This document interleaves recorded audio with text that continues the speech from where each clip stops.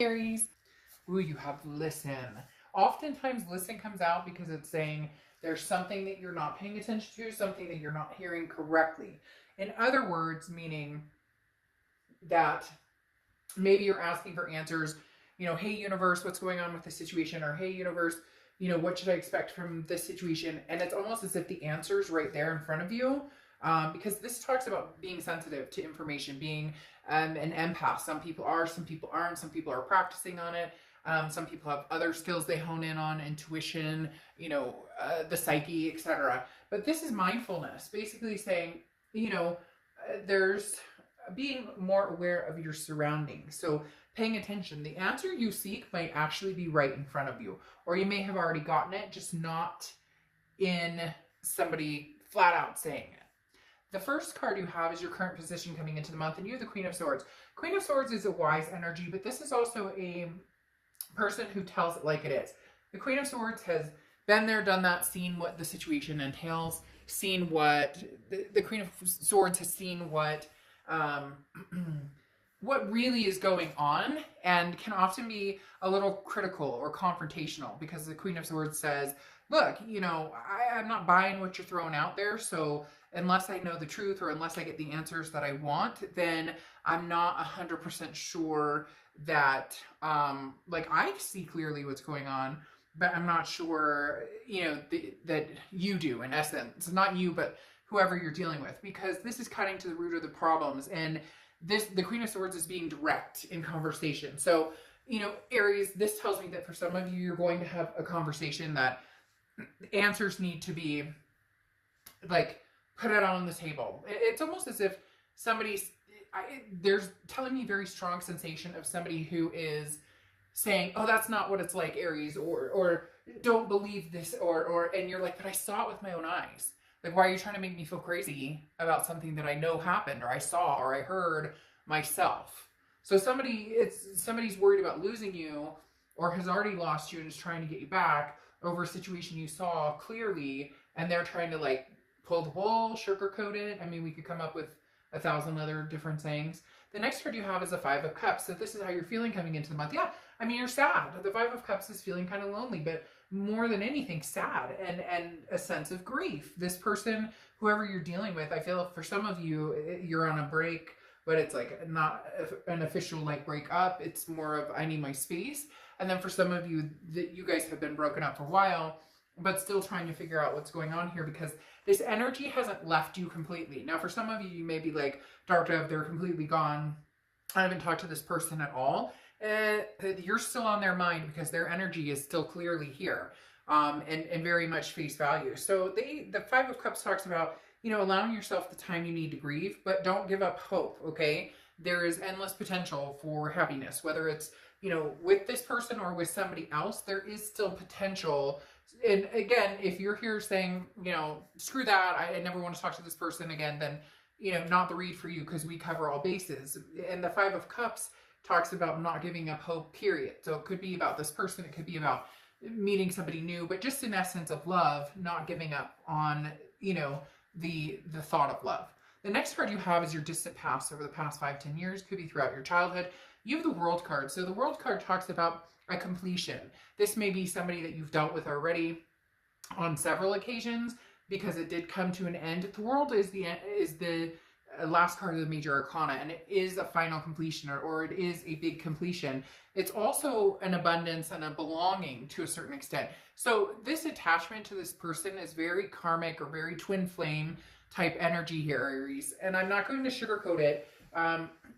This person, whether you like it or not, is somebody that you can't get out of your head to a certain extent. They can't get you out of their head. So whether you've seen them in a year, or whether you haven't seen them in 3 years, there's a deep connection here. At some point you felt like they were your world, or they felt like you were their world, or obviously you both had the strong pull. And the distant past is coming back. Somebody from the past is obviously trying to resurrect here a little bit. The next card you have is anything over the past few months, past few weeks. This is your immediate past, and you have the High Priestess. Now, The High Priestess is very universal. This goes very much along with the listen, the empath side of it, the instinctual side of it, the spirituality side of it, because the High Priestess is very similar in that this is saying the universe will give you that for sure sign, excuse me, when you need it. And on top of it, the listen, as I said with the listen card, that's about paying attention. The universe may have already given you clear-cut signs, and then you're going, well, that's kind of confusing. I don't.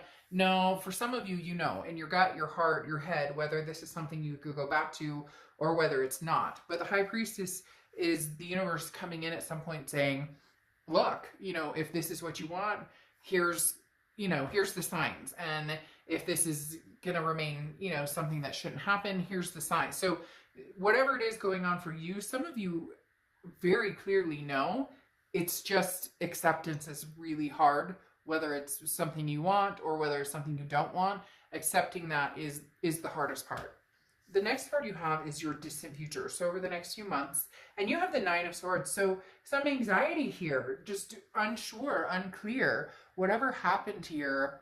They keep telling me pulling the wool, or somebody pulled the rug, like that somebody, maybe there was a third party situation, and it may not have even been like cheating. It may have just been like a text that was seen, or, which I'm not saying is okay when I say just a text. That's still a form of being, unfaithful to a certain extent, depending on the text and who it was with and whatever. You get my point. But the Nine of Swords is somebody who's feeling very anxious, feeling, could be that maybe you've had a lot of depression or anxiety over this situation.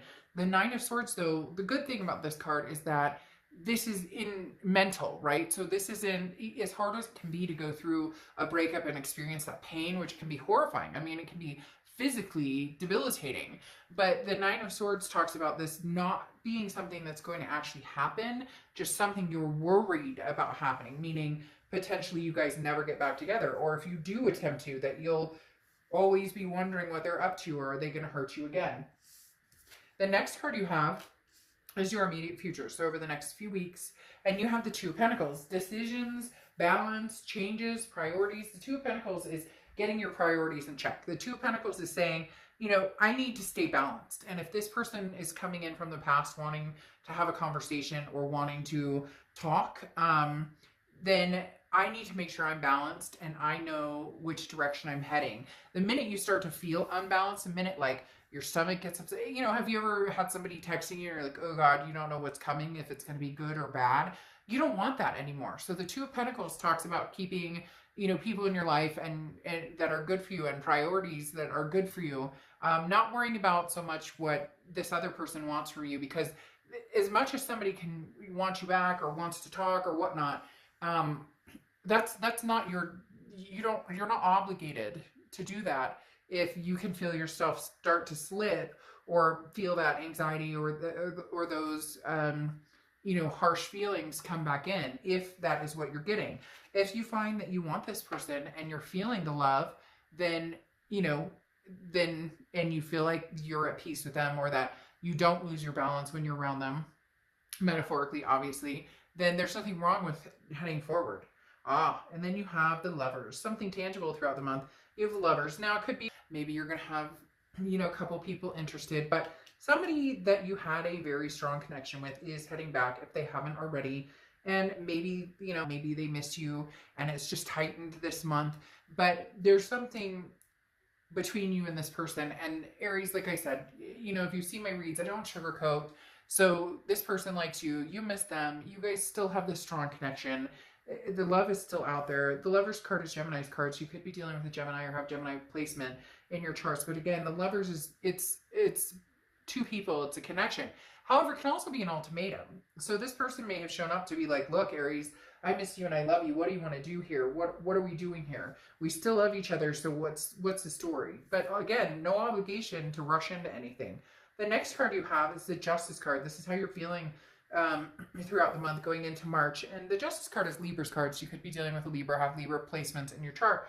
But the Justice talks about balancing the scales, obviously, and making sure that things are not, one-sided, and that it's even keel, that you're not compromising on things that are important to you, and this other person isn't compromising on things that mean something to them as well. Now, the Justice card also talks of marriage sometimes. So the Justice card can also represent marriage. So that's something that maybe is on your mind. Maybe this was somebody that you thought you were going to marry, and now all of a sudden they're back, and you're like, "Whoa, what's going on? Is this, is this for real? Is this what's happening? What are we doing here?"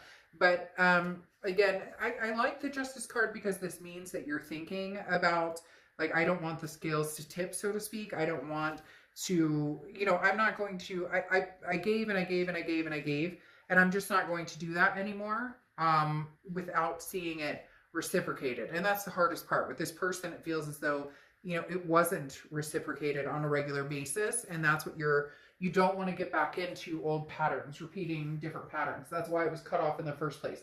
Because the Justice talks about, fairness and equality and making sure that both parties are happy in this situation. The next card you have is any hopes and fears for the outcome. And you have the Ace of Swords. The Ace of Swords is clarity, logic, power. This is what I was talking about with the Queen of Swords. The Ace of Swords talks about that logic, about that power. The Ace of Swords talks about hold on to your power, okay, Aries? And I'm not saying, oh, like you're on this, you're up here and they're down here. I'm talking about, you know what you know. So don't get flipped into this whole, you're crazy or Aries, you don't know what you're talking about, because somebody back here is going want to some of you about, oh, Aries, you're making a mountain out of a molehill, or don't be crazy, you're and don't if you know what you know, don't like keep your power, like make sure you're maintaining that you're not, don't be influenced by when you know what you know. Okay, now your outcome card is the Fool. So the Fool is the beginning of the major arcana, also one of my favorite cards in the deck, because alligators and crocodiles are my favorite animal, but or animals. But the Fool card talks about, taking a leap of faith. Now, this could be taking a leap of faith on, this past person, because you do have a lot of love here. We talked about this. And I do think that there is potential for you guys to get back together, or at least talk about getting back together. But the Fool talks about it would be a leap of faith to do this. Now, the Fool can also be a new beginning with somebody new, but I don't see that. It does feel like it's somebody from the past, especially with this Listen card here, kind of like you have your answers already. That doesn't seem like it's on somebody you've just met. Now, you have the Knight of Wands here. The Knight of Wands is courageous, somebody who moves forward with gusto and isn't afraid to, take a chance if they feel in their heart they want to. So there really is some sort of urge here, Aries, to give this person the time of day. The Fool card, like I said, could be a new journey, but it does feel like it's going to be a leap of faith or a new journey, potentially with this past person, potentially with somebody you still have a very strong connection with. And the reason I say that is because you have the 10 of Pentacles clarifying your 9 of Swords, which is, the 9 of Swords is obviously anxiety here. But the 10 of Pentacles is legacy. This is like marriage. This is somebody who, you thought you were going to spend the rest of your life with. And I think they're telling you to take a chance on this, potentially, depending on how bad the situation was, and what it's going to take to get over. And if you want to do what you need to do to get over. But interestingly, here you have the Justice card, which can represent marriage. And then you have the 10 of Pentacles, which goes into the legacy, which talks about marriage. It talks about generational. It talks about kids. It talks about grandkids. The 10 of Pentacles is the lifelong journey of moving forward with somebody for forever. And the Knight of Wands is not fearing the outcome. But then I think it's interesting, you have the World card here, which is somebody from your past is back again. Also the World, and that belonging, or that feeling of abundance. So there's going to be something here that comes in where you do feel an abundance with this person, or you do feel a belonging with this person. And then to top it off, you have the 9 of Cups, which is bliss, pleasure, fulfillment. It's almost wishful thinking, but not that it can't come true. It's more just, wouldn't that be amazing if we could have this 9 of Cups, if we could have this bliss and pleasure again? Well, and then you have exchanging gifts. So maybe a wedding is on the table for some of you Aries. Maybe there really is some sort of celebration going on here, because having exchanging gifts after talking about, potential marriage, after talking about, a potential legacy of you guys having, kids, grandkids, the entire, message of that. The gifts, exchanging gifts is giving and receiving, trade-offs, weighing costs, determining values, etc. So there's potential here, Aries, for you guys to have something fulfilling if you can get past, whatever, like I said, whoever this person is, if they can shut the trap and like maybe they need to listen, maybe they need to pay attention to what you're saying, because I don't think for everybody out there you're all saying no. I think it's more just you're not understanding. We can't continue the way we used to. And this person's like, oh, but Aries, and you're like, no, now's the time to shut up and listen, because I already know what I know. So it's not about whether that happened or not. It's about how do we get over that if we decide to and overcome it.